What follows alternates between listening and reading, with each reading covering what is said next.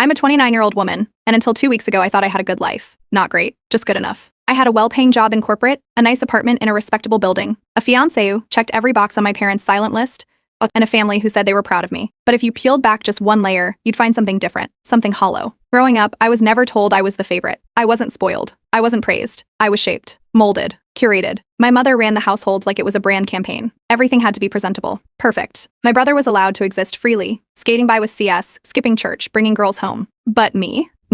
I had rules that were never spoken, only enforced with looks and pauses. I wasn't allowed to cut my hair short, diet, or wear anything that could be described as bold. Once in high school, I wore red lipstick to a winter recital. My mother didn't say a word about it. She just handed me a makeup wipe in the car with a tissue folded neatly on top. Every part of my schedule was theirs. Piano lessons, charity drives, summer internships arranged through my father's connections. I never protested because I knew what happened when I stepped out of line. Silence. Long silences. Their specialty. My first panic attack at 17 ended with my mother saying, "You're just tired. You don't need a therapist, you need rest." And rest meant doing what they wanted, quietly without adding to their stress. College wasn't a conversation. It was an announcement. Small liberal art school, 40 minutes from home, excellent rankings. I was told it would give me the right environment. They said I didn't need to live on campus because our home was safe. My mother withdrew my dorm application before I even saw it. I was enrolled in business, a sensible major, as my father called it, something that leads somewhere. I was never interested in business. I wanted to study design. I once mentioned it during a family dinner, and my mother froze mid-bite. "That's a hobby," she said, "not a career." After graduating early, I was placed into a job through one of my dad's golf buddies. The office was beige. The people were beige.